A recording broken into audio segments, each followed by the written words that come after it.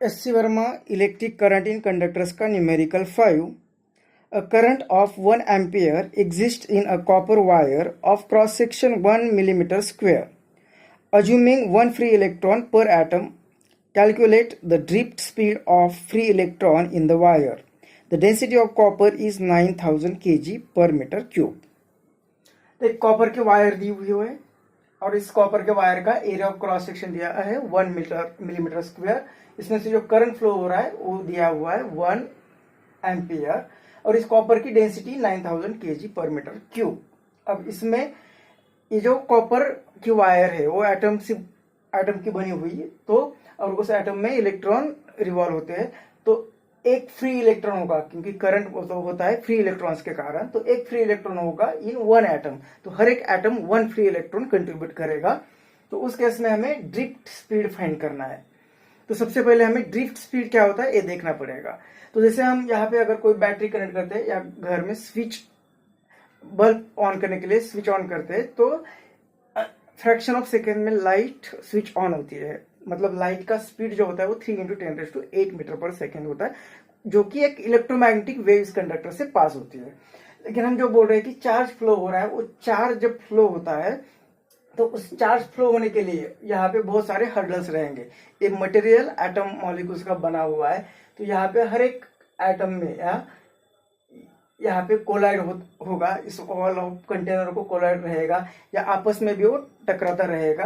तो जैसे वो ट्रैवल करने स्टार्ट करेगा, फ्री इलेक्ट्रॉन जैसे यहाँ पे फ्लो होगा, तो उस एटम को कोलाइड होगा तो उसकी डायरेक्शन चेंज होगी. फिर यहाँ पे दूसरे एटम को कोलाइड होगा, फिर इसकी डायरेक्शन चेंज होगी. यहाँ पे कोलाइड होगा, यहाँ पे कोलाइड होगा, इस ओवल को कोलाइड होगा, फिर से उसकी डायरेक्शन चेंज होगी. फिर ये यहाँ पे आएगा, यहाँ पे कोलाइड होगा. तो और आपस में भी वो चार्जेस कोलाइड होते रहेंगे. तो यहाँ पे जो मूव होगा, तो जो लाइट का स्पीड होता है, मतलब इलेक्ट्रोमैग्नेटिक वेव का स्पीड होता है, उस स्पीड से नहीं बल्कि बहुत ही कम स्पीड से ये इलेक्ट्रॉन या चार्जेस फ्लो होते हैं.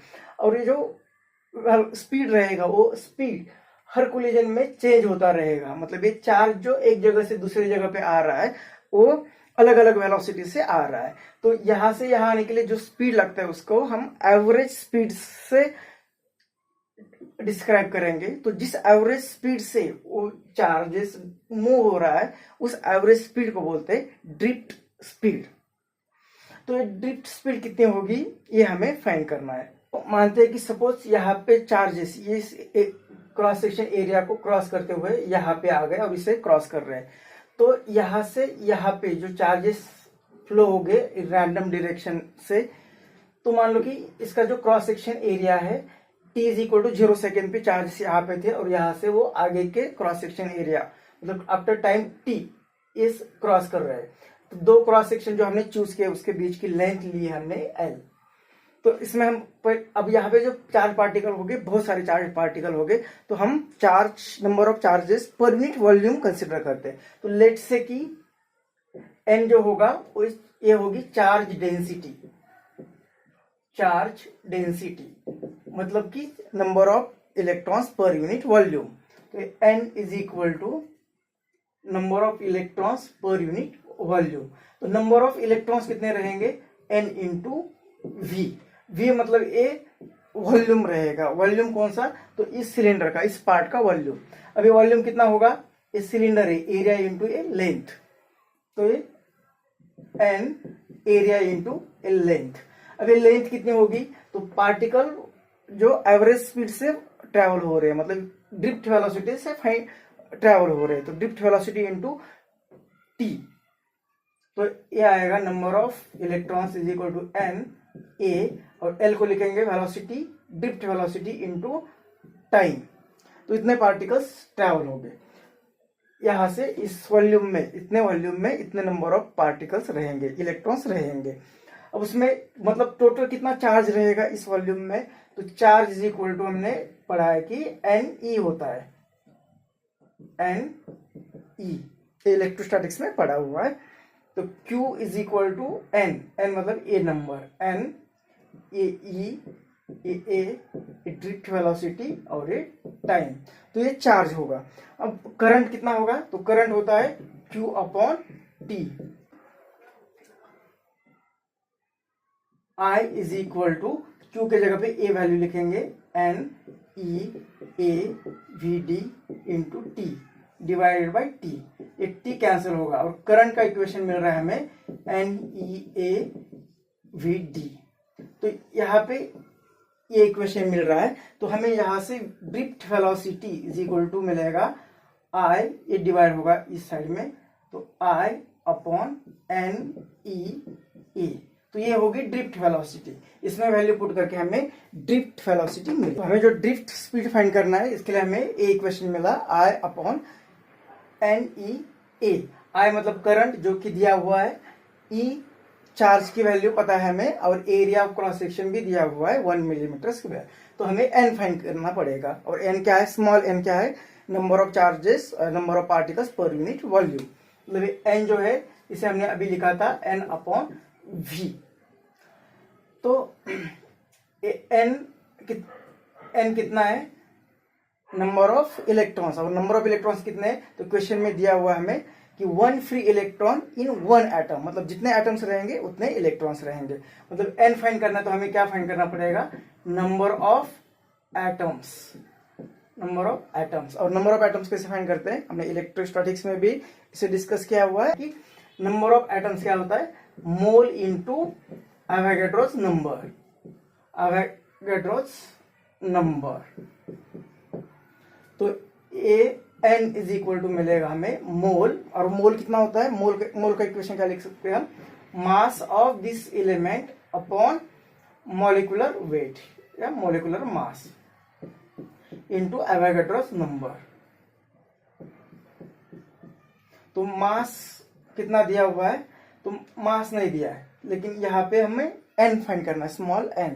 तो ये therefore n is equal to capital N मतलब ए, mass upon a molecular weight, जिसे हम लिखेंगे कैपिटल एम से, या एम नॉट मॉलिक्यूलर वेट, और ये एवोगाड्रोस नंबर, और divide by volume, divided by volume. तो मास अपॉन वॉल्यूम होगा डेंसिटी, और जो हमें क्वेश्चन में दी हुई है। तो एन इज इक्वल टू आएगा density upon a molecular weight into Avogadro's number. तो इसमें वैल्यू पुट करेंगे तो हमें ये मिलेगा, n is equal to density, density दी हुई है 9000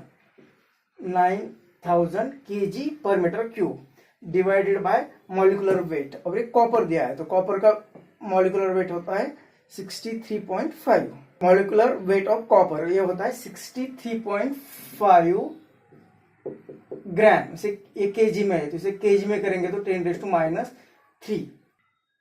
ए मॉलिक्यूलर वेट, और एवोगाड्रोस नंबर होता है 6.023 इंटू 10⁻23। तो ये हुआ एन, तो ये हम इसमें वैल्यू पुट करेंगे। तो therefore drift velocity is equal to I, जो कि है 1 ampere, divided by n, n की ए वैल्यू 9000 इंटू ए, इसे लिखेंगे 6 इंटू 10⁻23 अप्रॉक्स, और डिवाइडेड बाय ए, ये डिवाइडेड बाय ए, तो ये ऊपर चला जाएगा, तो इंटू 63.5 इंटू 10⁻³ ये लिखा हमने एन। अब ये ई कितना होता है 1.6 into 10⁻⁻19 into area of cross section दिया हुआ है 1 मिलीमीटर स्क्वेयर। तो 1 मिलीमीटर मतलब 10⁻³ और स्क्वेयर है तो 10⁻⁶। तो ये drift velocity is equal to ये 63.5 डिवाइडेड बाय से 9 लिखेंगे, ये 6 और ये 1.6 इंटू ये 10⁻⁻³ यहाँ आपके +3 और ये 23, ये हो गए 26, ऊपर चले जाएंगे तो ये होगा -26, ये -19, ये होगा +19 और ये -6, ये हो गए +6। तो ये ड्रिफ्ट वेलोसिटी आएगी, ये पूरा कैलकुलेशन करते हैं तो 0.074 मीटर पर सेकेंड।